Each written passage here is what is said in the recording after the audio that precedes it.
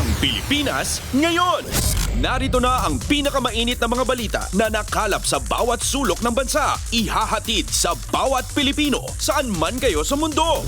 Ang Pilipinas ngayon. Pakinggan ang bawat kaganapan sa bawat lalawigan. Ito ang Pilipinas ngayon.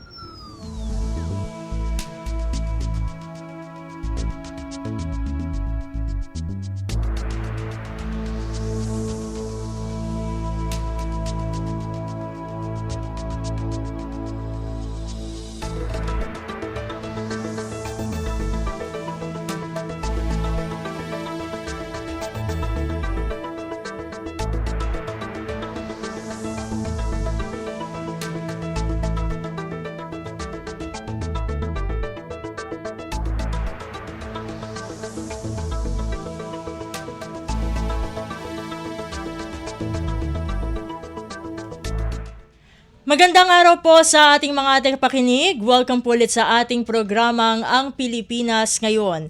Ito po ang inyong lingkod, Steph Vicente. Samahan niyo po ako sa kabuuan ng ating palatuntunan.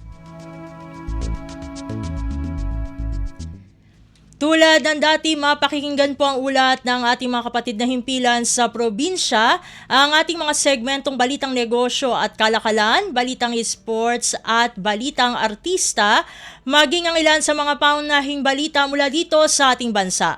Yan po sa kabuuan ng ating palatuntunan, ang Pilipinas Ngayon. Mga kaganapan sa Kamaynilaan at mga kalapit na lalawigan dito sa Ang Pilipinas Ngayon. Bago tayo magtungo sa ating balitaan ay makikihingi tayo muli ng updates mula sa ating Department of Social Welfare and Development o DSWD dahil kamakailan ay nagpahayag ng suporta ang naturang kagawaran sa mga itinutulak na pagbabago o pag-amyenda sa Republic Act 11310 o ang Pantawid Pamilyang Pilipino Program o 4Ps Law. Gaano ba kahalaga ang mga pagbabagong ito? At kaugnay niyan, makakasama natin muli sa ating programa si Assistant Secretary Irene Dumlao, ang tagapagsalita ng Department of Social Welfare and Development. Sec Dumlao, welcome pong muli sa programang Ang Pilipinas Ngayon. Si Steph Vicente po ulit ito ng Radyo Pilipinas World Service. Magandang tanghali sa iyo, magandang tanghali din po sa lahat ng sumusubaybay ng iyong programa. Maraming salamat pong muli, ASEC, sa pagsama po sa aming programa. Ito naman po, para sa kaalaman po ng ating mga tagapakinig, ano-ano po ba itong mga amendment sa 4Ps Law na suportado po ng DSWD at bakit po ito sinusuportahan ng kagawaran? Unang-una, Steph, nais nating banggitin na ang Department of Social Welfare and Development ay bukas po sa anumang ipinopropose o inumungkahi na amendment sa Republic Act 11310 o yung 4Ps Law. Alam naman po natin na yung pagpapalangpas hinggil sa mga batas ay isinusulong po ng Kongreso at ang DSWD ay implementing agency na nagtitiyak na maayos yung pagpapatupad sa mga probisyon ng batas na nabubuo nga po. So, dito sa implementasyon ng Pantawid Pamilyang Pilipino Program, marami po ang mga panukala na kung saan nga po ay nakikita natin na may value o malaki ang maitutulong para sa ating mga 4Ps beneficiaries. Especially that step, by next year kasi may mahigit 1.4 million po na mga 4Ps beneficiaries ang inaasahan nating mag-exit mula sa programa. Ito ay sa kadahilanang sa 4Ps Law nakasaad dyan na ang isang program beneficiary ay maaring mapasama sa programa for a maximum of 7 years. May 7-year limit or 7-year term for program participation. And dahil nga ang 4Ps Law ay naisabatas noong 2018, kung kaya't yung mga na-enroll sa programa nung panahon po na yun, nung taon na yun, ay mag-e-exit na sa program by next year. And ito yung nakikita natin na maaring maging maganda na enhancement doon sa 4Ps law sapagkat sana itong mga mag-exit ay mataas na yung kanilang estado sa buhay, nag-improve na yung kanilang level of well-being, at sana nga po ay naka-reach na ng level, self-sufficiency level. But what if hindi pa sila nakaabot sa level 3 or self-sufficient level, but kinakailangan na nilang mag-exit sa program. Kaya tinitingnan natin na sana hindi maging batayan yung 7-year para madetermina kung dapat na mag-exit ang isang program beneficiary sa programa or hindi pa. Sana mas needs-based approach yung tignan natin para mas maging responsive na yung programa and ma-achieve natin yung program objective, which is to alleviate poverty. So that's one of the possible amendments to the program. Kasi hindi naman tayo ang mag-aamenda ng batas there. It's not the DSWD, but it's the Congress. So kung magkaroon man ng deliberation, magkaroon man ng panukala, hindi nga sa pag-amenda ng 4Ps law, ang DSWD, titayakin natin na mag-provide tayo ng informasyon, ng mga datos, ng mga ulat, hinggil nga sa implementasyon ng 4Ps, which would be the reference for the amendment of the 4Ps law. And gayon din, yung pagkakaroon ng aftercare o yung additional na tulong para sa mga mag-exit na mga program beneficiaries. So, kung hindi man maamyendahan yung provision ng 7-year rule, then at least meron man lang aftercare para masuportahan yung mga pamilya na mag-exit na nga sa programa, so that in case magkaroon ng adverse shock, ng mga crisis, kagaya ng nangyari in 2020 na nagkaroon ng pandemic, masusuportahan pa rin yung ating pong mga beneficiaries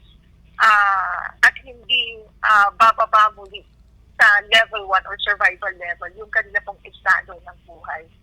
So, ilan naman po iyan doon sa mga nakikita natin, Steph, na maaring balangtasin bilang mga possible na amendments nga doon sa 4Ps law. Aside from the cash grants nga na tinatanggap din ng ating mga beneficiaries.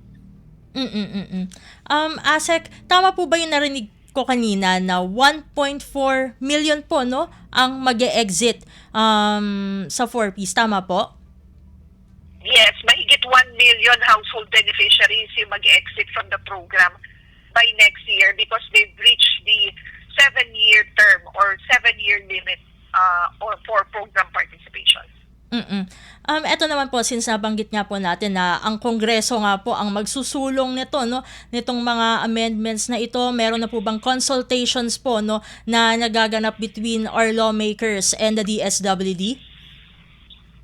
Actually, isa nga yan, Steph, doon sa napag-usapan ni Secretary Rex Gatchalian at ni Senator Erwin Tulfo nung nagtungo po sa DSWD si Senator Erwin.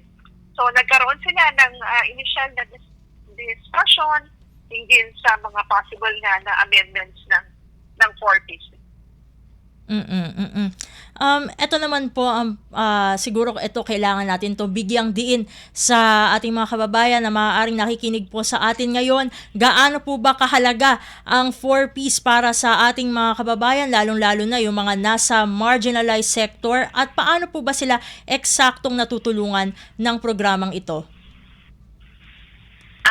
Kung babalikan natin yung layunin ng pag-awin ng Pilipino program, nakasaad dyan na it's a poverty alleviation program na naglalayon na mamuhunan sa edukasyon at kalusugan ng mga may to break the intergenerational cycle of poverty.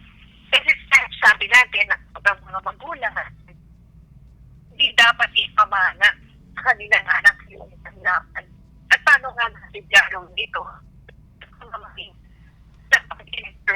Pagturo sa ating mga mahirap na mga pamilya or households yung value, yung kahalagahan ng edukasyon. Kung bakit ang kailangan makapagtapos sa pag-aaral ng kanilang mga anak at magabayan din sa mga health, magabayan ng sabihin magkaroon sila ng health-seeking behavior din yung kalusugan at nutrition. Kasi step, ang education and health are drivers kasi to the productivity of one individual, di ba? Makakahanap ka ng maayos na trabaho kapag ikaw ay nakapagtapos ng pag-aaral at ikaw ay malusog at malakas. So, sa pamamagitan ng 4Ps ay nagagawa natin yan sapagkat kapag yung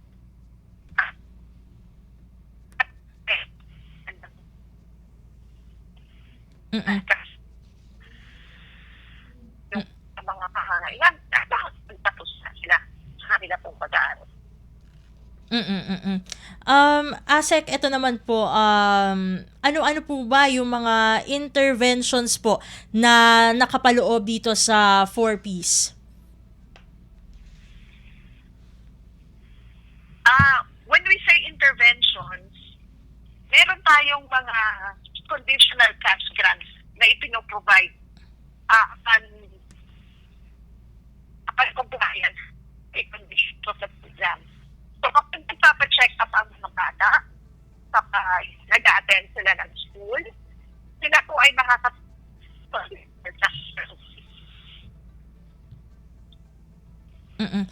ASEC, medyo pihit lang po tayo. Nagcha-choppy po yung ating audio.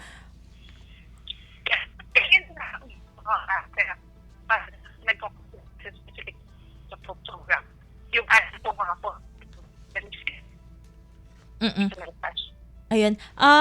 ASEC, medyo i-interrupt ko po muna kayo kasi medyo nagkakaroon tayo ng I guess dun sa connection po natin.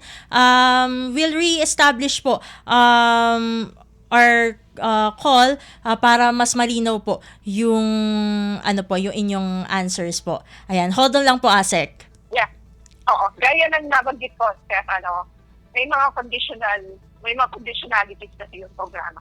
At yun ang sinasailangan pong sundin ng ating mga program beneficiaries para matanggap po nila yung kanilang conditional cash grant. Ayun. Ito naman po, ASEC. Yung next question naman po, ayan, mukhang mapuputol lang tayo saglit. Kasi yung ating call ay maglalas lang po ng 12 minutes. Magre-redial lang po kami, ASEC. Hold on po. Ayun, sige, i-re-establish muna natin yung ating connection with ASEC Dumlao para mas ma-clarify, no, yung yung ating question and answer. Ayun, ASEC, ayan, naputol na siya. Ito naman po, ASEC, ito naman yung next question. On other matters naman po, pero related din sa 4Ps. Last week, may mga partnerships po na ipinagtibay. Unahin na po natin yung partnership with the Department of Human Settlements and Urban Development o DHSUD. Ano po ba yung partnership na ito? Ano po ba nilalaman ng kasunduan between DSWD and DSUD at paano po makikinabang yung 4Ps beneficiaries mula sa kolaborasyong ito? Well, Steph, of course, napakahalaga kasi sa isang pamilya na para makaangat din at mag-improve yung kanilang level of well-being ay magkaroon sila ng maayos na tirahan. And ito nga yung ating partnership with the DSUD sapagkat yung ating pong mga eligible beneficiaries ay maaaring maka-avail dun sa housing program ng DSUD. And ito yung dinalaman ng ating arrangement or ating pong partnership nga with the DSUD. So, yung pong mga 4Ps beneficiaries natin are prioritized dito sa housing program. Sila po ay yung mga eligible na makapagbayad ng buwan ng amortization.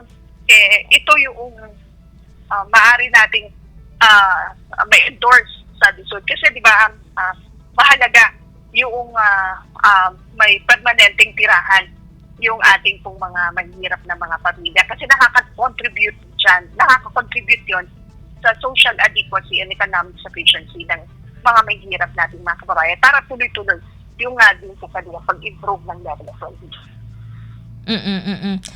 Sa kasunduang ito, syempre may kanya-kanyang roles po no ang bawat kagawaran. Ano po ang magiging primary role ng DSWD dito sa kasunduan with the SUD? Actually, step ang gagawin ng DSWD through our program, yung National Program Management Office, ay i-identify yung ating pong mga 4Ps beneficiaries na eligible for housing assistance. Ang gagawin po natin, i-endorso natin yung listahan sa DSUD, and sila naman po, ang DSUD naman po ang magtitiyak na ma-assess sila, ma-evaluate based on the parameters also doon sa programang pabahay na DSUD. And i-assist yung ating pong mga 4Ps beneficiaries so that they could avail of this service. And tulad na nabanggit natin kanina, hindi partnership lang, partnerships dahil meron pang isang pinirmahan na Memorandum of Agreement no o MOA with with TESDA o Technical Education and Skills Development Authority. Ano naman po yung interventions na nakapaloob po dito sa MOA na ito at paano po matutulungan nito ang ating 4Ps beneficiaries? Okay, para naman dito sa ating arrangement with TESDA, ay meron po tayong skills development activity na isasagawa. O meron mga skills development activities kasi yung TESDA, and then DSWD will endorse yung pong mga beneficiaries sa TESDA. And then TESDA will enroll them dito sa mga certificate programs. Kung kaya, yung mga 4Ps beneficiaries natin, prioritize for the skills training, and then may-issue sila ng certificate ng TESDA para magamit nila sa pag-apply ng trabaho, and then para makakuha rin ng livelihood assistance dahil nga nakapacitate na po natin sila.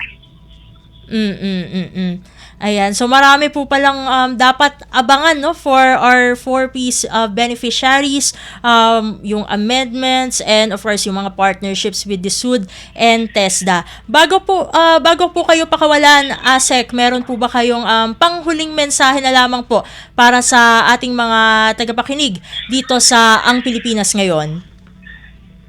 Well, first tayo nagpapasalamat sa iyo pong programa at binigyan na alang mga para tayo ay makapagsahatid ng latest updates in terms of implementation ng Pantalitang ng Pilipinas program. We would like to mention that DSWD remains committed to ensuring na mag-improve talaga yung level of well-being ng ating pong mga 4Ps beneficiaries. So we're not just providing conditional cash grants, we're also investing in the human capital, particularly investing in their education, investment in health. Gayon din, pinapalasas natin yung kanila pong mga kapasidad so that sila po ay talagang mag-exit o mag-graduate mula sa kahirapan at matiyak natin na sila ay makatulong at maging bahagi ng pag-unlad po ng ating bansa. So again, we're deeply committed in ensuring that we are able to assist ito pong mga mahirap nating mga kababayan. So muli, Steph, maraming salamat. Magandang tanghali po. Ayun, thank you so much again, ASEC Dumlao, for gracing again our program. Ayan, sa ulitin po, God bless po at mabuhay po kayo. Ayun, at atin pong nakasama si Assistant Secretary Irene Dumlao, ang tagapagsalita ng Department of Social Welfare and Development o DSWD. Dadako na tayo sa ating balitaan.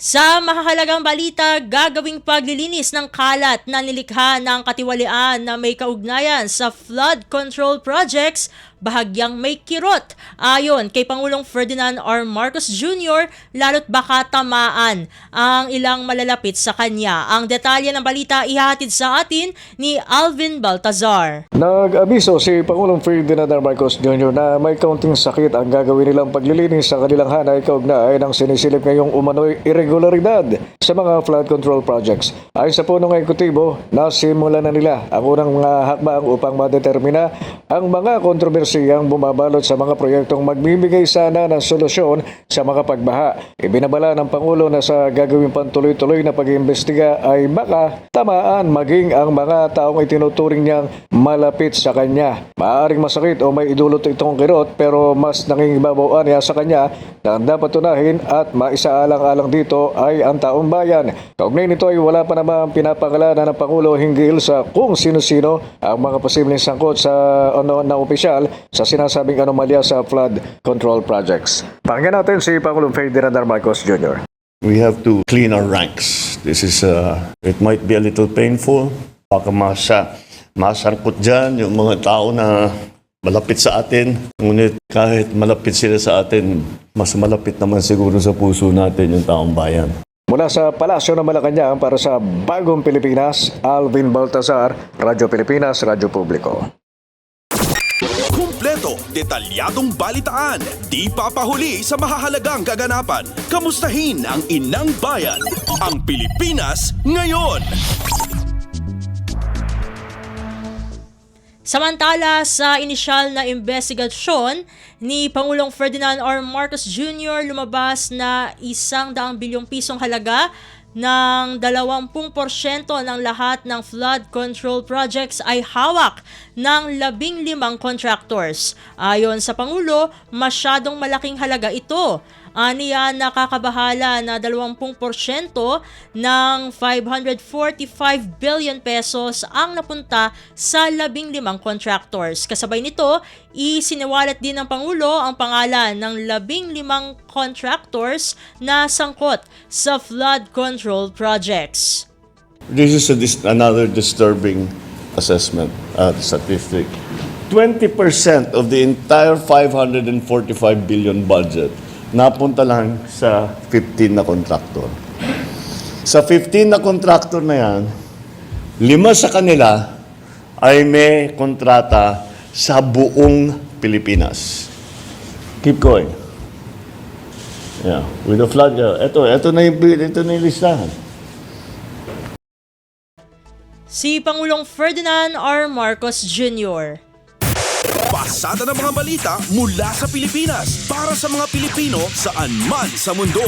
Ang Pilipinas ngayon. Sa kaugnay na balita, hinimok ni Pangulong Ferdinand R. Marcos Jr. ang publiko na direktang magsumbong sa kanya ng anumang maanomalyang flood control projects sa kanilang lugar. Binuo ng administrasyon ni Pangulong Marcos ang sumbong sa pangulo.ph na website para imbestigahan ang mga irregularidad sa flood control projects sa gitna ng paulit-ulit na pagbaha tuwing panahon ng bagyuhan. Sinisiguro ng Pangulo na aaksyonan ng gobyerno ang lahat ng sangkot sa korupsyon at maling paggamit ng pondo ng bayan sa mga naturang flood control projects. Lahat ng hinain ninyo, masama loob ninyo, yung nagre-reklamo kayo, frustrated kayo dahil nakikita ninyo, wala naman kayong malapitan. Ito na yung chance ninyo. Ito na yung chance ninyo. Meron na tayong website, ang isusulat ninyo doon sa report, yung tinatawag yung sa na report, ang isusulat ninyo doon sa report, ako mismo ang babasa. Yan ang asahan ninyo. Babasahin ko bawat isa. Si Pangulong Ferdinand R. Marcos Jr. Kumpleto, detalyadong balitaan, di papahuli sa mahahalagang kaganapan. Kamustahin ang inang bayan, ang Pilipinas ngayon. Samantala, Senador Joel Villanueva umaasang may mapapanagot na kontraktor na nanamantala ng flood control projects ng bansa. Narito si Nympha Asuncion para sa balita. Umaasa si Senate Majority Leader Joel Villanueva na may mapaparusahan sa mga kontraktor na sangkot sa mga maanomalyang flood control project sa bansa. Sinabi ito ng senador matapos pangalanan ni Pangulong Ferdinand R. Marcos Jr. ang 15 mga kontraktor na may pinakamalalaking flood control project sa bansa. Ayon kay Villanueva, mainam na mismo si Pangulong Marcos na ang nagsalita tungkol sa usapin, lalo't mayroon itong malawak na intelligence network para mag-imbestiga. Sa panig ng Senado, pinahayag ng Majority Leader na wala siyang alam na sangkot na sa mga kontraktor na pinangalanan ng Presidente. Katunayan, handaan niya at willing ang mga kapwa niya senador na imbestigahan ang isyong ito. Narito ang bahagi ng pahayag ni Villanueva. Sana i-follow up natin at siguruhin natin na itong mga contractors na mismong Pangulo ang nagbanggit niyon managot sa batas at mapatunayan kung talagang may ginawa ba sila o hindi. I cannot speak for the other house, but as far as I'm concerned dito sa Senado, wala akong kilalang senador na link dito sa any of the 15 contractors na binabanggit. Mula Senado, para sa Bagong Pilipinas, Nimfa Asuncion, Radyo Pilipinas, Radyo Publiko. Pasada ng mga balita mula sa Pilipinas para sa mga Pilipino saan man sa mundo. Ang Pilipinas ngayon. Sa iba pang mga balita, inatasan ni Pangulong Ferdinand R. Marcos Jr. ang Department of Public Works and Highways o DPWH na pag-aralan ang posibleng pagtatayo ng karagdagang pag-iipunan ng tubig sa Sierra Madre para maibsan ang pagbaha at maiwasan ang pagkasira sa kalikasan. Ayon kay DPWH Secretary Manuel Bonoan, magsasagawa ang kagawaran ng feasibility study at posibleng hingin ang pagpopondo ng Japan para sa naturang proposal. Ginawa ng Pangulo ang utos matapos niya bisitahin ang Pasig Marikina River Channel Improvement Project o PMRCIP na layong pagandahin ang natural drainage system ng Metro Manila para maiwasan ang mga pagbaha. Sabi ni Bonoan, malaking tulong ang PMRCIP na target matapos sa 2028 para maiwasan ang matitinding pagbaha sa Marikina, Montalban at Metro Manila. Iba pa rito ang Marikina Control Gate Structure na layong matapos sa taong 2029 o 2030. Kumpleto, detalyadong balitaan, di papahuli sa mahahalagang kaganapan. Kamustahin ang inang bayan, ang Pilipinas ngayon. Samantala, kinukonsidera ni Pangulong Ferdinand R. Marcos Jr. ang Waste to Energy Project sa Manila City bilang pilot program para matugunan ang issue sa basura at pagbaha. Ayon sa Pangulo, maaari pang palawigin sa mga urban area ang proyekto dahil mahalaga ang tamang pagtatapon ng basura para matiyak na rin na maayos ang pagtakbo ng mga pumping station at maiwasan ang pagbaha. This really, more than anything, manifests how the pumping stations have become ineffective because of the garbage collection problem. So that's indicative of that. Kaya namin linagay yan dyan. Kaya dahil para malaman ng tao, gawa tayo ng gawa nitong pumping station. Pag yung basura naman ay natapon, nabara yung bomba, nabara yung estero, nabara lahat. Kagaya yung pinuntahan natin nung bag na last week. Wala ring silbi yung pumping station. Si Pangulong Ferdinand R. Marcos Jr.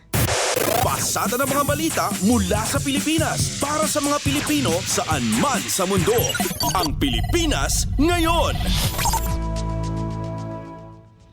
Samantala, posibilidad na mahatak ang Pilipinas sakaling mauwi sa gyera ang tensyon sa pagitan ng China at Taiwan, pagpapahayag lamang ng katotohanan ayon kay Pangulong Ferdinand R. Marcos Jr.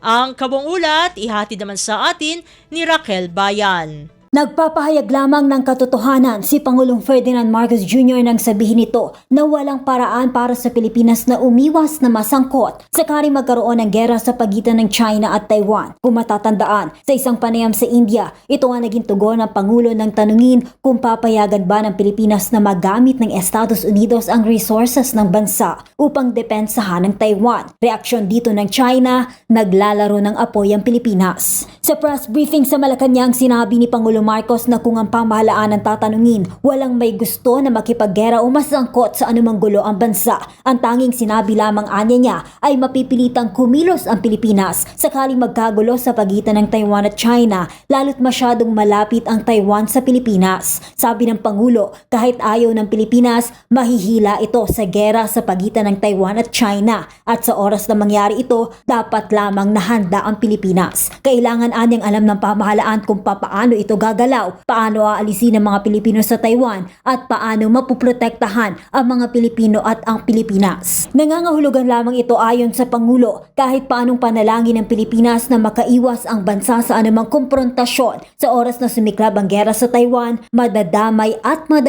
ang bansa. Pagbibigay diin ng Pangulo, hindi agresibo ang Pilipinas. Wala itong special instruction na ibinaba sa militar, bagkus mananatili lamang ang presensya at pagbabantay ng pamahalaan sa mga karagatang sakop ng teritoryo ng bansa.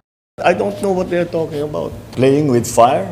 I was just stating facts. What special instructions I have? We don't have any special instructions. Sanay na tayo rito. We will continue to be present. We will continue to defend our territory. We will continue to exercise our sovereign rights. And despite any opposition from anyone, we will continue to do that, as we have done in the past 3 years. That's the situation there. Unfortunately, I think for propaganda purposes, misinterpreted.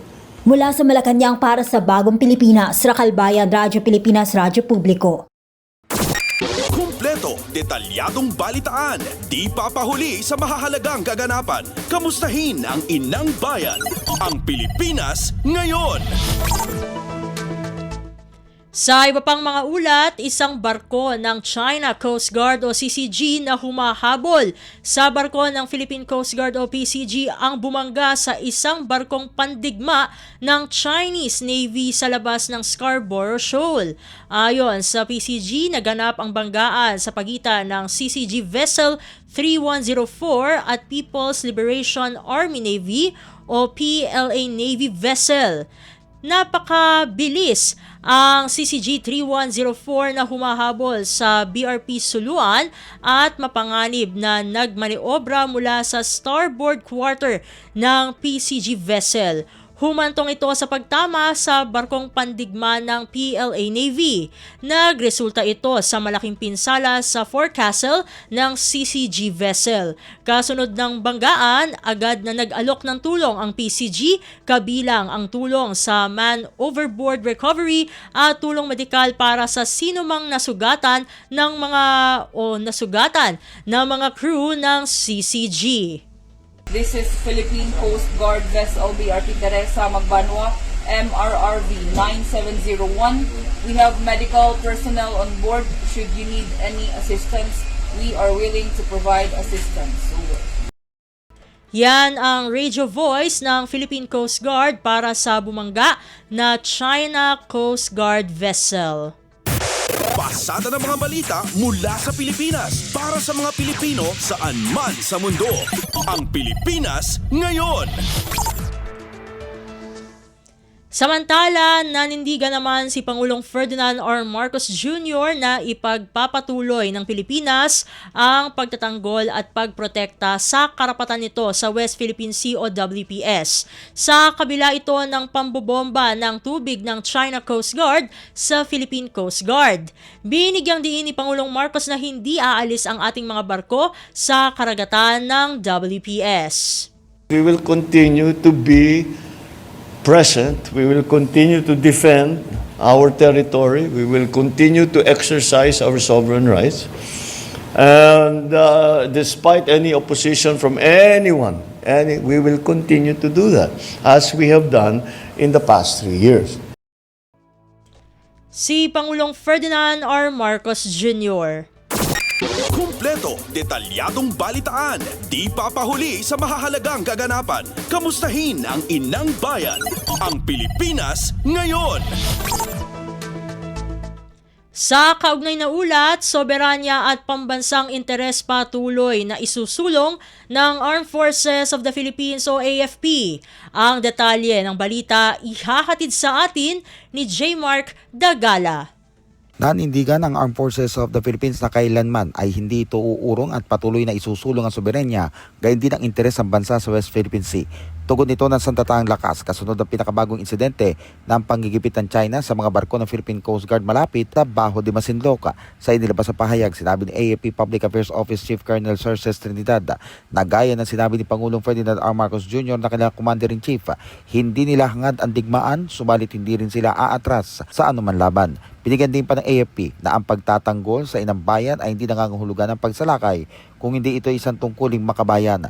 Kaisa rin sila ng Department of National Defense at ang Coast Guard sa pagigiit ng kung ano ang dapat para sa mga Pilipino na may tapang prinsipyo at pagkakaisa.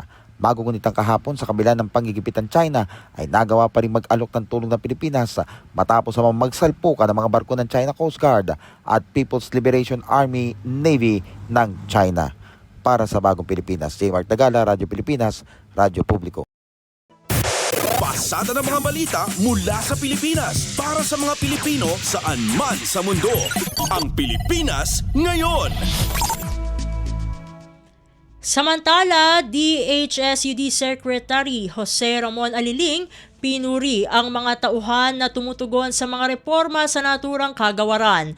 Narito si Ray Ferrer para sa balita. Pinuri ni DHSUD Secretary Jose Ramon Aliling ang mga tauhan nito na positibong tumugon sa mga reforma ng ahensya. Kasabay nito ang mahigpit na babala sa mga inefficient o walang kakayang kawani at mga hindi umaayon sa zero tolerance ng ahensya para sa katiwalian. Sinabi ng kalihim malinaw ang utos ni Pangulong Ferdinand R. Marcos Jr. na magserbisyo ng tapat, malinis, mabilis at may malasakit. Samantala binigyang diin ni Secretary Aliling ang pagpapatupad ng expanded pambansang pabahay para sa Filipino program ng administrasyon, partikular na ang muling pagbuhay at pagpapahusay ng Community Mortgage Program. Tuloy-tuloy na anya ang pagpapatupad ng mga bagong modalities para sa kapakinabangan ng tinatayang 7,000 pamilya. Ibinidya rin ng kalihim ang rollout ng expanded 4PH rental housing modality na unang ipapatupad sa Universidad ng Pilipinas. Sa Zero Backlog Program, pinuri ng kalihim ang mga focal team sa pag-clear sa mga backlogs tungkol sa Homeowners Association at Housing and Real Estate Development Regulations. Para sa Bagong Pilipinas, Ray Ferrer, Radyo Pilipinas, Radyo Publiko. Kumpleto, detalyadong balitaan, di papahuli sa mahahalagang kaganapan. Kamustahin ang inang bayan, ang Pilipinas ngayon.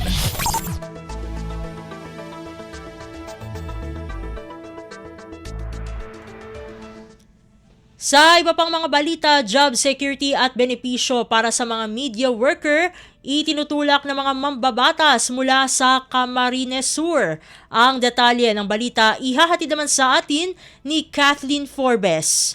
Isinusulong ng 4 na mga kongresista mula Camarines Sur ang panukalang batas na magbibigay sa mga media worker ng parehong karapatan at benepisyo na tinatamasa ng mga manggagawa sa pamahalaan at pribadong sektor. Inihain ni Representatives Mix Villaferte, Luigi Villaferte at Yoshi Horibata at ni Bicol Saro Porteres Representative Terry Redon ang House Bill 1985 o Media Workers Welfare Act na layong tiyakin ang karapatan ng mga media workers sa seguridad sa trabaho, hazard at overtime pay, dagdag na insurance coverage at iba pang benepisyo sa ilalim ng Labor Code. Ayon sa mga mambabatas, mahalaga ang papel ng media sa pagbibigay ng impormasyon at kalayaan sa pamamahayag at pagbabantay sa demokrasya. Ngunit sa kabila nito, marami pa rin manggagawa sa media ang nakakaranas ng contractualization, kawalan ng job security at mapanganib na kondisyon sa trabaho. Nakasad sa panukala ang pagtiyak ng mga sumusunod: minimum wage, overtime pay, night shift premium at hazard pay na hindi bababa sa 500 pesos kada araw para sa mga nagtatrabaho sa delikadong lugar. Karagdagang insurance coverage kabilang ang 200,000 para sa death at disability benefit at hanggang 100,000 na medical insurance benefit. Pagiging regular na empleyado matapos ang 6 na buwang pagtatrabaho at pagkakaloob ng ligtas na gamit gaya ng bulletproof vest, helmet at iba pang protective equipment. Itatatag din ang News Media Tripartite Council sa ilalim ng DOLE upang pag-usapan ng mga polisiya at pamaraan ng pagresolba sa conflict sa pagitan ng mga media worker at kanilang mga employer. Para sa Bagong Pilipinas, Kathleen Forbes, Radyo Pilipinas, Radyo Publiko. Pasada ng mga balita mula sa Pilipinas para sa mga Pilipino saan man sa mundo. Ang Pilipinas ngayon. At iyan ang mga maiinit na kaganapan para sa araw na ito. Samantala, ating antabayanan ng mga ulat mula sa ating mga kapatid na himpilan sa probinsya para sa regional news sa pagbabalik ng Ang Pilipinas Ngayon makalipas ang ilang paalala. Akala ko dati, sobrang mahal ng tablets. Pero dahil sa ASEAN, halos zero na ang buwis sa tech imports. Kaya mas affordable na sa mga tulad kong estudyante. Sa digitized custom system ng ASEAN, mas mabilis dumating ang mga learning gadgets. Mas konti ang delay, mas marami ang matututunan. Mas madali na mag-source ng parts at accessories ngayon. Dahil sa trade agreements ng ASEAN, mas mabilis ang cross-border shipping at mas mura ang gastos. Dahil sa mas malawak na internet sa ASEAN, kahit sa probinsya nakakabili na kami ng tech online. At maraming ASEAN-made products na good quality. Abot kaya pa. ASEAN supports local innovation. Meron tayong mga hubs na tumutulong sa mga inventors at startups gaya ko para protektahan ang ideas at gawing negosyo. Hindi ako techie, pero ngayon marunong na ako magbayad at tumanggap ng QR gamit ang phone. Dahil sa ASEAN, mas accessible ang technology kahit sa maliliit na negosyo. Dahil sa digital trade provisions ng ASEAN, mas maraming tech brands online. Nakaka-order ako ng gadgets at accessories na dati ay imported lang. Ngayon, mas mura at legal. Dahil sa ASEAN, mas abot kaya ang tech, mas mabilis ang access, at mas maraming oportunidad para sa lahat. Innovation across borders para sa bawat Pilipino. Balita mula sa lalawigan sa bawat rehiyon ng ating bayan. Dito sa Ang Pilipinas Ngayon. Nagbabalik na po ang ating programang Ang Pilipinas Ngayon at narito na po ang bugso ng ating mga regional news. Dumako muna tayo sa Luzon. 25 PDLs ng Ilocos Norte Provincial Jail nagtapos sa Food and Beverages NC2. Ang kabuang ulat ihahatid sa atin ni Rani Dorilag mula sa Lawag. Umabot iti 25 a persons deprived of liberty manipod iti Ilocos Norte Provincial Jail dahil iti nagturpos iti moben iti Food and Beverages NC2 nga skills training iti Technical Education and Skills Development Authority. Dahito itinbatad ni Marjon Verzola, trainer manipod iti Far East Computer School dito Siyudad Tilawag. Kunana asaan nagaputa nagtalined iti PDL iti pasilidad kitawanan ti pagrembenganda ngem ket di maikanda ti kundaway ang makapagbalbaliw baben iti skills training. Inbatad ni Verzola nga into no makaruwarda iti pasilidad ket addanton ti pagkarit da nga abilidad a maisapol iti paragtrabaho. Mangnamnaman ni Verzola ang masapasap da masurwan digiti datumapay nga PDL agdepende kadigiti kayat da nga skills training. Tinasao nga inisyatibo ket sponsor ni Congressman Sandro Marcos baben ti koordinasyon na iti TESDA Ilocos Norte Office. Mula Radyo Pilipinas Lawag, Rani Durilag para sa Radyo Pilipinas World Service. Balita mula sa lalawigan sa bawat rehiyon ng ating bayan. Dito sa Ang Pilipinas Ngayon. Inyong napakinggan ang ulat ni Rani Dorilag mula sa Lawag. Puntahan naman natin ang Agoo, PLGU at La Union Information Officers nagtutulungan upang palakasin ang paghahatid ng impormasyon sa buong lalawigan. Narito si Albert Kawile para sa balita. Iti panangipatalgad, iti panagkumitna, iti transparent and open governance. Inumong ni Gobernador Mario Eduardo Ortega, dagiti information officers, di na dumaduma a local government units ti probinsya. Di tarip nung anaangay, baban ti information officers of La Union Guild, ket panggap na mapatibkar ti koordinasyon dagiti LGU, iti estratehiya iti komunikasyon ken panakaywaras iti informasyon ti publiko. Impaganatgat ni Gobernador Ortega ti kinapatag ti nagkaykaysa nga information network. Tapno may danon ti nainchimpuan ken umiso adamag, manipod iti gobyerno kadagiti amin nga umili. Kasarano daytoy tinaysaingkat nga online briefing no sa dinno, anekan ti orientation dagiti department heads, ti provincial government of La Union may papan iti policy, ti probinsya iti media interviews ken media related activities. Indauluan ni Media Affairs Officer Mary Joy Castillo ti sesyon, pinatibkar na ti direktiba ni Gobernador Ortega, amadan iti nasayat a relasyon kadagiti kamang ti media ken siguraduan nga agtalinad at ipubliko ket naamuan ken manakipaset. Dagitoy nga dahang ket mangipakita iti dedikasyon di administrasyon ni Ortega iti nasigo nalawag ken makipaset a gobyerno amang ted ti panakabalin kadagiti information officers ken leader ti departamento nga aktibo a makilangen iti publiko. Manipod RP Ago, Albert Kawili para ti Radyo Pilipinas World Service. Balita mula sa lalawigan sa bawat rehiyon ng ating bayan. Dito sa Ang Pilipinas Ngayon. Inyong napakinggan ang ulat ni Albert Kawile mula sa Agoo. Dakoy naman natin ang rehiyon ng Kabisayaan. Borongan City Mayor panelist sa International Forum on Inclusive Local Disaster Response. Ang detalye ng balita ay hahatid sa atin ni Penelope Pomida mula sa Borongan.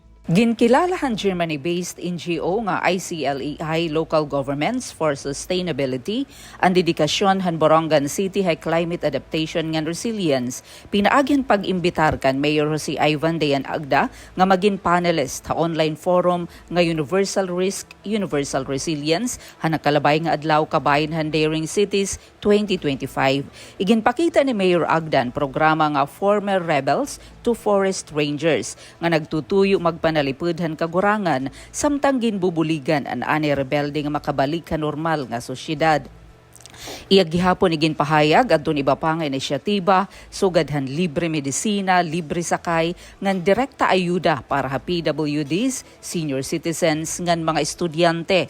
An ICLEI nga may sobra 2,500 nga miyembro nga lokal ngan regional nga gobyerno nagpapadayon pagduso ha global nga kampanya para sustainable development ngan climate action diin yana kabahin an Borongan.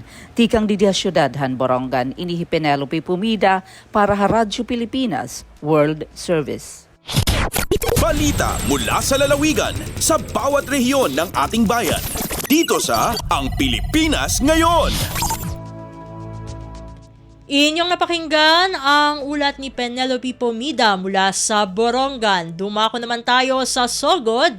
Youth Eco-Run for the Environment sa St. Bernard naging matagumpay. Ang kawang ulat ihahatid naman sa atin ni Ria Mikate. Nagmalampuson ang unang Dagan 2025 Youth Eco-Run for the Environment nga gipagayon sa St. Bernard, Southern Leyte.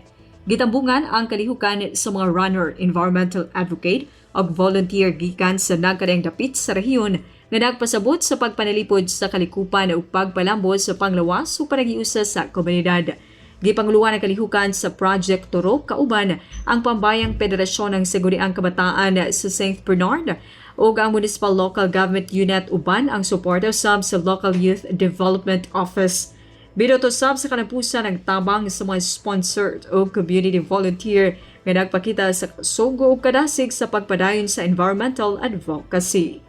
Balita gikan sa Radyo Pilipinas sugod kini si Ria Mikati para sa Radyo Pilipinas World Service. Balita mula sa lalawigan sa bawat rehiyon ng ating bayan. Dito sa Ang Pilipinas Ngayon.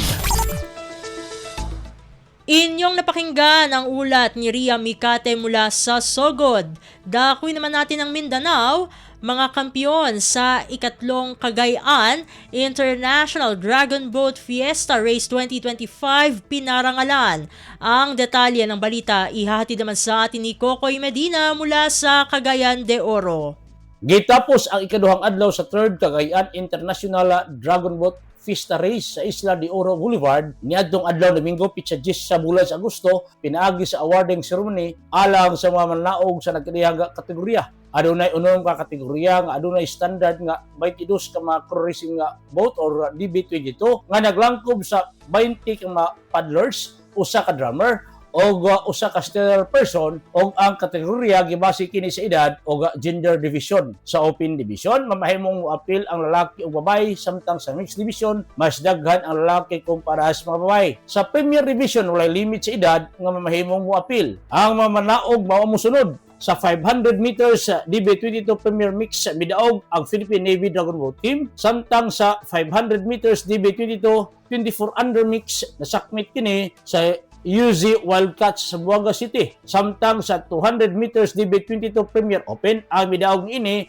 ang Bakunawa Dragon Boat Team nga gikan sa Iligan City. Samtang sa 500 meters DB22 Premier Open, nasakmit gihapon kini sa Bakunawa Dragon Boat Team ug ang nakadaog sa 500 meters DB22 24 under open nakuha kini sa Barangay Carmit ang unang piston ini. Samtang sa 200 meters DB22 Premier Mix, usa ka time-lapse race diin ang pinakapaspas nga oras ang basihan sa kadaugan nasakmit kini sa Barangay Carmit isip ka ginganlan nga King River. Ang mga mananaog nakadawat sa usa ka personalized medal, plaque of recognition ug kas gikan sa lokal nga panggamhanan sa Dakbayan sa Cagayan de Oro. Gikan dinhi sa Radyo Pilipinas Cagayan de Oro, Kukoy Bina para sa Radyo Pilipinas World Service.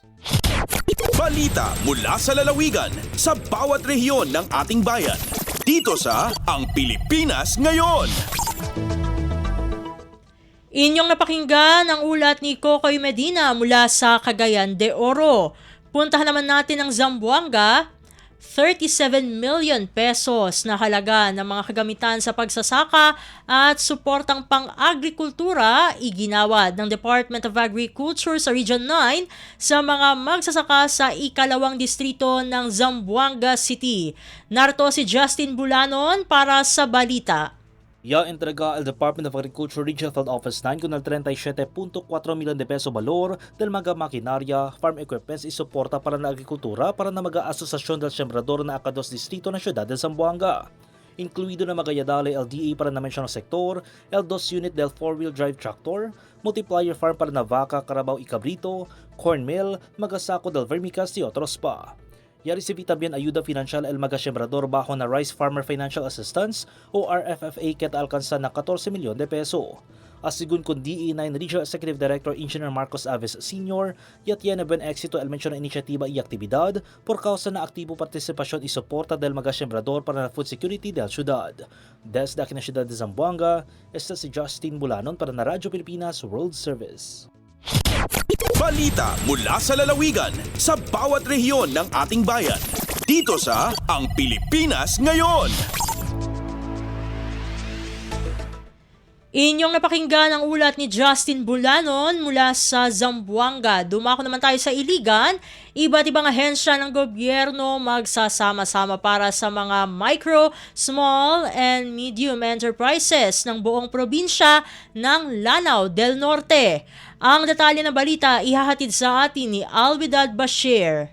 Ang Department of Trade and Industry sa probinsya sa Lanao del Norte o DTI Lanao del Norte maoy mangulo sa Micro, Small and Medium Enterprises o MSMEs alang sa usa ka full-day public forum o Government Program and Services Forum nga adunay tema Top in Unlocking Government Program and Services for MSMEs ipahigayong kini karon Agosto 19, 2025 Robinson's Atrium, Tubod, Iligan City. Diin mo tambong ang mga representante sa matagdakong ahensya sa gobyerno. Anasamkit nga mga buhatan gikan sa publiko o pribadong sektor magiusa sa paghatag og giya og tabang sa mga negosyante sa Iligan City o ubang panglungsod sa probinsya. Ang tumong iniini mauwang paghatag og tukma, moderno nga mga update og komprehensibo nga impormasyon sa nagkalaing-laing serbisyong publiko sa gobyerno alang sa kalambuan sa ekonomiya sa tibok nasod. Ubos kini sa tumong nga pauswagon pa ang matag negosyong Pilipino. Busag ipaabot ang pag-abot sa mga nagsugod pa lang sa pagtukod sa ilang tagsa-tagsa ka mga negosyo, ilabi na sa mga taga-probinsya. Positibo kini nga inisyatiba sa mga ahensya sa gobyerno nga nagtinabangay aron dili na maglisod ang publiko sa pagpangita sa mga lokasyon sa matag buhatan. Gikan sa Dakbayan sa Iligan, ako si Alvidad Bashir para sa Radyo Pilipinas World Service.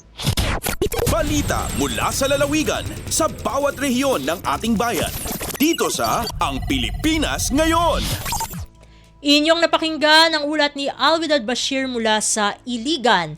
Dito na nagtatapos ang ating regional news. Dadako na tayo sa ating mga segmento. Sa pagbabalik ng Ang Pilipinas Ngayon, amin pong ihatid sa inyo ang segmentong Balitang Negosyo at Kalakalan makalipas ang ilang paalala. Mas pinadali na ang government transactions sa tulong ng eGovPH Super App. Pwedeng-pwede mo nang magawa ang lahat ng ito. I-download ang eGov app sa iyong smartphone o tablet mula sa App Store o Google Play Store. Pagkatapos, ilagay ang iyong mobile number at i-authenticate gamit ang one-time PIN o OTP para marehistro ang iyong account. Saka ilagay ang iyong mga pangunahing impormasyon at kumpletuhin ang facial recognition technology para sa verifikasyon ng iyong pagkakakilanlan. Para sa mas mabilis at mas maayos na serbisyong panggobyerno, gamitin na ang eGovPH Super App.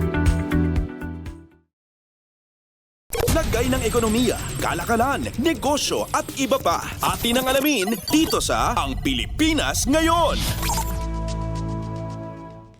Nagbabalik na po ang ating programang Ang Pilipinas Ngayon at narito na po ang ating segmentong Balitang Negosyo at Kalakalan. Net foreign direct investment sa bansa tumaas ng 21.3% nitong Mayo. Ang detalye ng balita ihahatid sa atin ni Melanie Valdos Reyes. Tumaas ang net foreign direct investment sa Pilipinas ng 21.3% noong Mayo 2025 kumpara sa parehong buwan noong nakaraang taon. Ayon sa datos mula sa Bangko Sentral ng Pilipinas, umakyat sa $586 million ang FDI inflows noong Mayo mula sa $483 million noong Mayo 2024. Ang pagtaas ay pangunahing dulot ng malaking pag-angat sa net investment ng mga dayuhan sa debt instruments na tumaas ng 88.3% mula sa $227 million patungong $427 million. Samantala nanatiling matatag ang reinvestment of earnings sa $97 million ngunit bumagsak naman sa 61.4% ang net investment sa equity capital. Karamihan sa equity capital placement noong Mayo ay nagmula sa United States, Japan, Singapore at South Korea. Napunta mga ito sa mga sektor ng manufacturing, real estate at kuryente, gas, steam at air conditioning supply. Gayunpaman sa kabuang panahon mula Enero hanggang Mayo 2025, nasa 26.9% ang FDI net inflows. Para sa Bagong Pilipinas, Melanie Valdos Reyes, Radyo Pilipinas, Radyo Publiko. Lagay ng ekonomiya, kalakalan, negosyo at iba pa. Atin ang alamin dito sa Ang Pilipinas Ngayon. Samantala, bumaba ang mga subsidiya na ipinagkaloob sa mga government-owned and controlled corporations o GOCCs ng 26.68% mula noong nakaraang taon noong Hunyo ayon sa Bureau of the Treasury o BTR. Sinabi ng BTR na ang budgetary support sa GOCCs ay 7.45 billion pesos noong Hunyo laban sa 10.16 billion pesos noong nakaraang taon. Month-on-month, ang GOCC subsidies ay bumaba ng 5.90% mula 7.92 billion pesos noong Mayo. Ang state-owned firms ay tumatanggap ng buwan ng subsidiya mula sa national government upang suportahan ang kanilang mga pang-araw-araw na operasyon kung hindi sapat ang kanilang kita. Noong Hunyo, ang National Food Authority o NFA ang nanguna sa subsidy list na may 3.43 billion pesos o 46.07%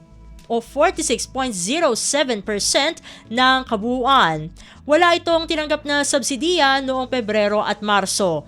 Sinundan naman ito ng National Irrigation Administration o NIA na tumanggap naman ng 2.39 billion pesos. Lagay ng ekonomiya, kalakalan, negosyo at iba pa. Atin ang alamin dito sa Ang Pilipinas Ngayon.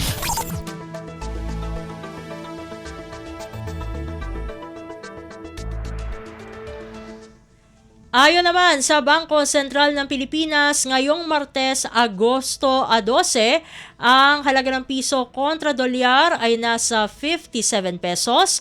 Ang Japanese yen naman po ay nagkakahalaga ng 38 centavos. Ang Singaporean dollar ay 44 pesos and 31 centavos. Nasa 4 centavos naman ang won ng South Korea at nagkakahalaga ng 7 pesos and 93 centavos ang isang yuan ng China. Sa iba pang palitan, ang Hong Kong dollar ay 7 pesos and 26 centavos. Ang British pounds naman ay katumbas lumilipas ng 76 pesos and 57 centavos.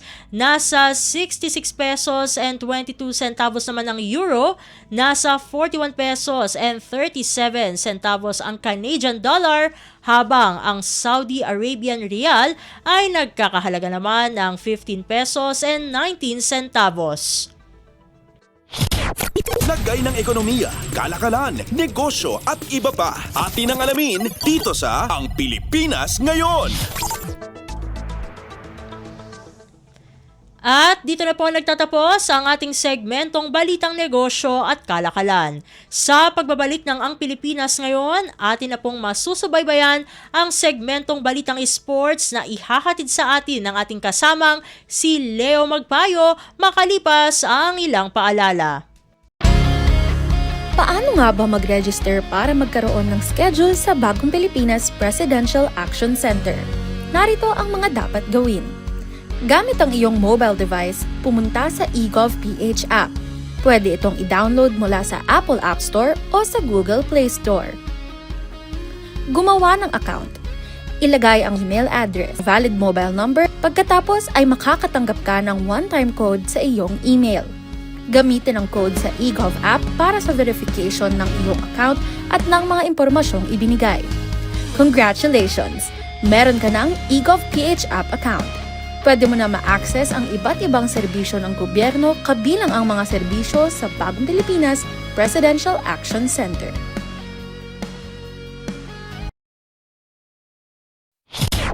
Updates at pinakahuling mga usapin sa mundo ng palakasan. Atin ang pakinggan dito sa Ang Pilipinas Ngayon.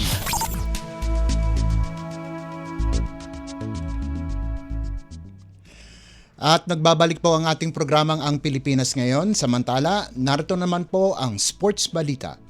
Nalusutan ng Gilas Pilipinas ang matinding hamon mula sa host Saudi Arabia para makuha ang 95-88 overtime win sa kanilang 2025 FIBA Asia Cup qualification to quarterfinals matchup nitong Lunes na ginanap sa King Abdullah Sports City sa Jeddah.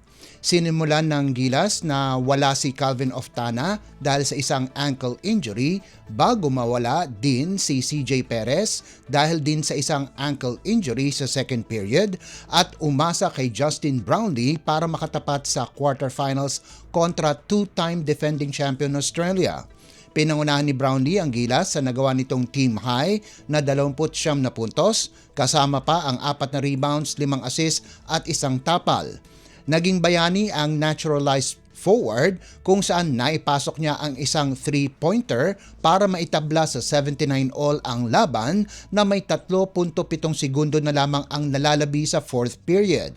Pagdating ng overtime period, umarangkada ang mga nakababatang Gilas players kung saan nakapasok kaagad ng 3-pointer si Kevin Kiambao at sinundan ng isang puntos sa free throw ni Dwight Ramos pagkaraan ang unsportsmanlike foul na tinawag kay Marzouk Almuwalad at bago makompleto niya ang isang 2-pointer para gawing 85-79 ang score. Nakapasok naman ng back-to-back triples si Kiambao at AJ Edu para isara ang laban at tulungan ng Pilipinas na makabalik sa quarterfinals pagkatapos hindi makapasok nitong huling edisyon. Nagtapos naman ng may double-double si Edu sa nalikom nitong 17 puntos at 11 rebounds habang nakagawa din ng 17 puntos si Kiambao, 6 na puntos sa overtime. Nagambag naman si Ramos ng sarili niyang double-double na may 13 puntos at 10 boards. Updates at pinakahuling mga usapin sa mundo ng palakasan. Atin ang pakinggan dito sa Ang Pilipinas Ngayon.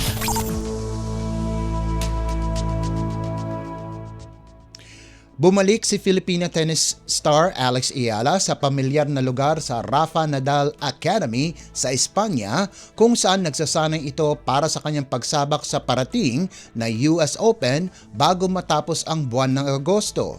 Hindi pa nasisilayan sa aksyon ang 20 anyos na si Ayala simula pa noong 28 ng Hulyo kung saan natalo siya 3-6, 6-1 at 6-2 kay Marketa Vondrosova ng Czech Republic sa Canadian Open.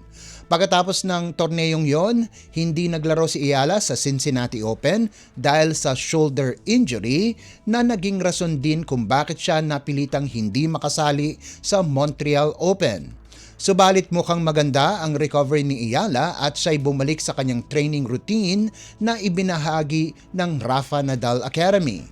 Lumabas ang balita ilang araw bago bumaba si Ayala sa number 68 sa world rankings. Naabot ni Ayala ang pinakamataas niyang ranking na number 56 noong Hunyo. Inaasahan na lalahok si Ayala sa Monterrey Open sa Mexico bago ang US Open na nakatakdang magsimula sa Agosto 24. Updates at pinakahuling mga usapin sa mundo ng palakasan. Atin ang pakinggan dito sa Ang Pilipinas Ngayon. On track ang pag-host ng Pilipinas sa FIVB 2025 Men's World Championship na isang buwan na lamang bago magsimula ang 32 bansang torneo. Ito ang tiniyak ni Philippine National Volleyball Federation o PNVF President Ramon Tatsuzara nitong Lunes. Sa final Technical Working Group Interagency Meeting na ginanap sa Century Park Hotel, pinasalamatan ni Suzara ang iba't ibang sangay ng gobyerno at ng pribadong sektor para sa kanilang kontribusyon at oras para gawing ligtas, maginhawa at kapanapanabik ang pag-host ng bansa sa torneo. Gagawin ng torneo mula 12 hanggang 28 ng Setyembre sa Araneta Coliseum sa Quezon City at sa SM Mall of Asia Arena sa Pasay City. Nagpahiwatig naman ng kumpiyansa si Philippine Sports Commission o PSC Chairman Patrick Gregorio na tumatayong chairman ng task force ng gobyerno para sa World Championship sa nasa 100 opisyales at kinatawan ng gobyerno, pribado at sports sectors na dumalo sa pagpupulong.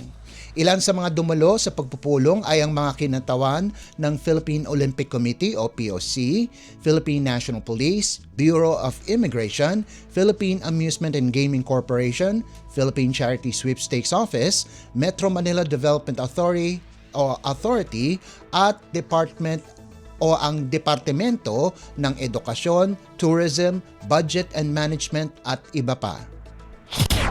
Updates at pinakahuling mga usapin sa mundo ng palakasan.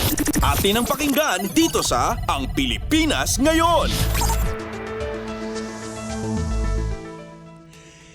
Tinitignan ng Pilipinas ang posibilidad na i-host na bansa ang World Games. Ang World Games ay isang quadrennial multi-sport event kung saan kinabibilangan ito ng sports at events na hindi kasama sa programa ng Olympics. Tampok na sports sa World Games ay ang baseball at softball, billiards, cheerleading, dance sport at rugby. Ayon sa Philippine Sports Commission o PSC, nagsimula ang interes sa pag-host ng torneo sa pag-uusap ni na International World Games Association President Jose Perurena Lopez, Chief Executive Officer Joaquim Goso at PSC Chairman Patrick Gregorio. Magbubukas ang bidding itong 2026 kung saan iaanunsyo ang susunod na host sa kaparehong taon. Kung ipagpapatuloy ng Pilipinas ang pagsali sa bidding at nanalo ito, ang Pilipinas ay magiging kauna-unahang bansa sa Timog Silangang Asya na mag-host ng multi-sport event. Ang 2029 edisyon ng World Games ay gaganapin sa Germany kung saan inaasahang 5,000 atleta ang lalahok sa palaro sa 34 na sporting events. Updates at pinakahuling mga usapin sa mundo ng palakasan. Atin ang pakinggan dito sa Ang Pilipinas Ngayon.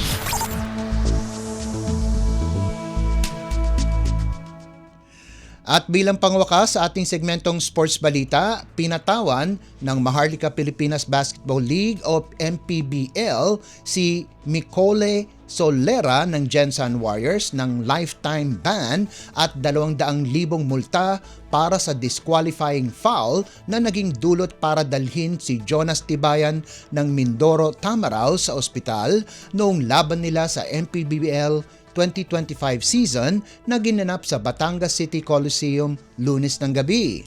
Tinamaan sa mukha si Tibayan ng kanang kamay ni Solera habang sila ay naglalabanan sa posisyon na dinala ang 6'3" forward sa lapag na may mga injury kasama ang concussion, nasirang panga, putok na labi at nabaling balikat nung nalaglag ito.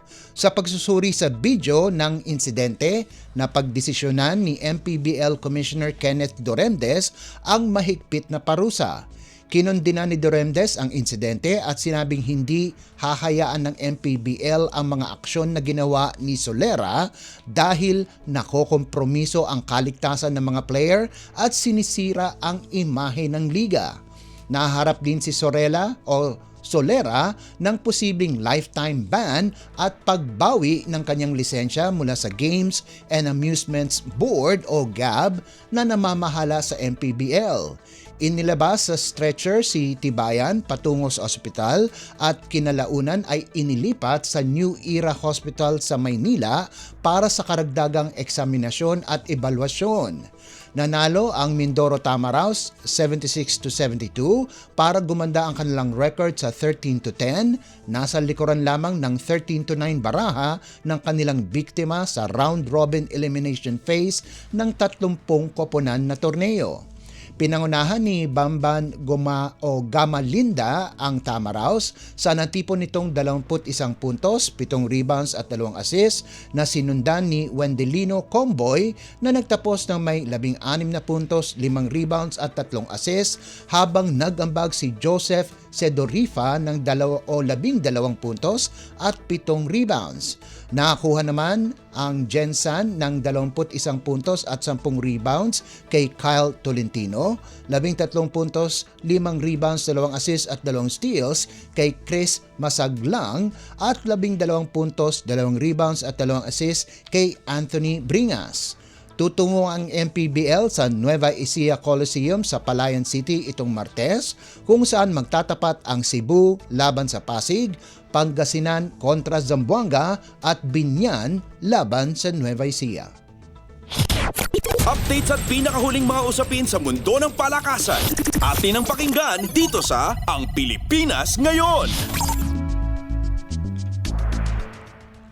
At yan ang pinakahuling balita sa larangan ng palakasan. Ito po si Leo Magpayo. Samantala, antabayanan nyo naman po ang ating segmentong Balitang Artista na ihahatid sa inyo ni Mama JT sa pagbabalik po ng ating programang Ang Pilipinas Ngayon pagkalipas lang ng ilang paalala. Alagang Amoso mula sa Associated Marine Officers and Seamen's Union of the Philippines. Hatid ay kaalaman tungkol sa mga serbisyo para sa ating mga seafarers. Tatalakay sa kanilang mga benepisyo at karapatan. Pag-uusapan ang kanilang kalagayan. At ilalatag ang iba pang mahahalagang programa na bunga ng pagtutulungan ng pamahalaan at iba't ibang ahensya. Alagang Amoso. Kasama si Camille Simbulan tuwing Sabado dito sa Radyo Pilipinas World Service.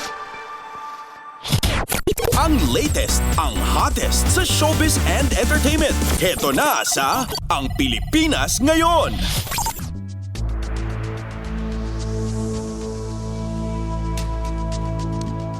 Nagbabalik po ang ating programang Ang Pilipinas Ngayon. At halo, magandang araw sa ating mga chismoso at chismosang nag-aabang ng mga trending na balita sa mundo ng showbiz. Ito na ang ratsyada ng ating mga chika.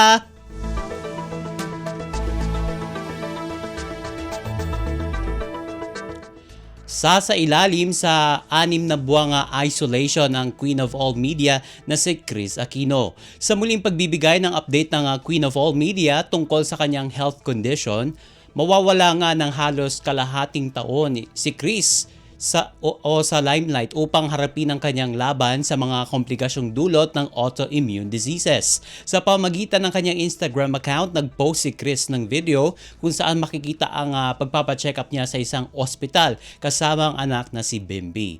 Ayon sa award-winning TV host actress, sasailalim siya sa preventive isolation sa kanilang hacienda sa Tarlac para tutukan ang magiging resulta ng ginagawang mga treatment sa kanya. Sabi nga ni Kris, life-threatening ang kanyang kondisyon kaya maigian niya itong binabantayan at nag-aalala ito kung makakayanan niya pang malampasan ang pagsubok sa kalusugan. Sabi niya, quote and unquote, "I live in our compound in Tarlac. My Kuangko cousins and I fondly call it Alto." Ang lahad pa ni Chris. Samantala, hindi lang si Chris Aquino ang nahihirapan at nagdurusa sa kanyang mga karamdaman, kundi pati na rin ang dalawa niyang anak na sina Joshua at Bimby. Mismong ang premyadong actress at TV host ang nagsabi na hindi madali para sa dalawa niyang anak ang patuloy niyang pagkikipaglaban sa kanyang autoimmune diseases. Sa Instagram post ni Chris noong August 11, ipinaliwanag niya kung bakit wala ang anak niyang si Josh sa latest video na ibinahagi niya sa kanyang social media followers.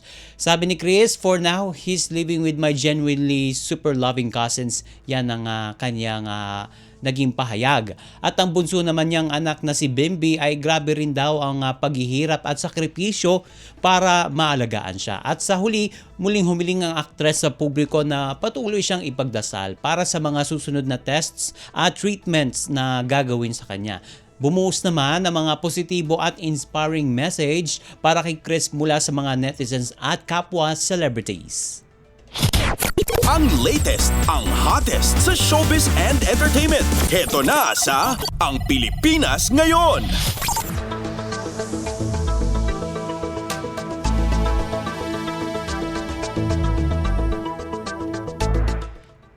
Muling nagpakasal nitong weekend sa El Nido, Palawan ang basketball star na si Kiefer Ravena at dating PBB 8 housemate na si Diana Mackey. Sa mga litrato ng celebrity couple na kanilang ibinahagi sa social media, suot ni Diana ang beaded white gown habang si Kiefer ay naka-off-white suit and pants with matching bow tie. Present sa second wedding na isang beach wedding ang kanilang malalapit na kapamilya at kaibigan. At mababasa sa caption ng mga litrato ng mag-asawa na kinuna ng isang sikat na photography studio na muling ikinasal itong sina Kiefer at Diane because why not? At sabay pag-aabot din ng pasasalamat at best wishes sa mga sa ikinasal na couple. At nag-post din sina Kiefer at Diana sa kanilang Instagram stories ng mga litrato ng kanilang mga bisita. Unang ikinasal ang mag-asawa noong June 11 ngayong taon sa St. Michael the Archangel Parish sa Bonifacio Global City sa Taguig. At naganap ang kanilang first wedding 8 buwan matapos ang kanilang engagement last October 31, 2024. Noong March 18 ngayong taon, nang ibinalita ni Kiefer at Diana na naging mommy at daddy na sila. Ang latest, ang hottest sa showbiz and entertainment. Heto na sa Ang Pilipinas Ngayon. At sa uli nating chika for today, trending online ang tila relasyon ni na Atasha Mulak at Jacob Ang matapos silang makita sa isang pagtitipon kasama ang pamilya ng aktres nitong Agosto 10. Sa social media, ibinahagi ng netizen ang mga larawan kung saan makikitang nakatayo si Jacob sa likod ni Atasha habang nagkakasalo sa isang intimate dinner kasama ang mga magulang nitong sina Aga Mulak at Charlene Gonzalez. Umugong ang intrigang yan nang mapansin kasi ng mga netizens ang madalas na pag-like ni Jacob sa mga post ni Atasha sa Instagram noong nakaraang buwan. Gayunpaman, nilinaw ng ama ni Jacob na si Ramon Ang, ang kilalang negosyante na si Ramon Ang, sa isang interview na ang dalawa ay magkaibigan lang at inilarawan niya si Atasha bilang isang nice lady. Si Atasha ay kasalukuyan tampok sa isang series, yan ang Philippine adaptation ng Thai film na Bad Genius at isa ring host ng noontime show na Eat Bulaga. Samantalang ang kanyang kambana si Andres Mulak ay patuloy na gumagawa ng pangalan sa showbiz. Ang latest, ang hottest sa showbiz and entertainment. Heto na sa Ang Pilipinas Ngayon.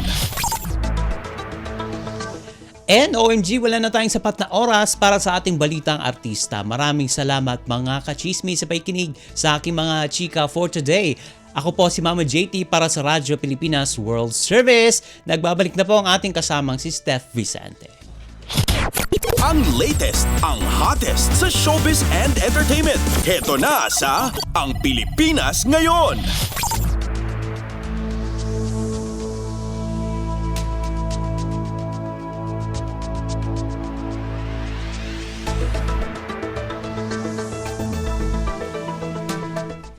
At inyo pong napakinggan ang ating segmentong Balitang Artista. Yan na po ang kabuuan ng ating programa para sa araw na ito. Samantala magpapasalamat na tayo sa ating mga nakasama sa studio na sina Milo Jonella, Susan Aison, Hiro Lucero, Justin Osias at Anthony Pimentel. Maraming salamat din sa ating executive producer na si Jerome Toledo.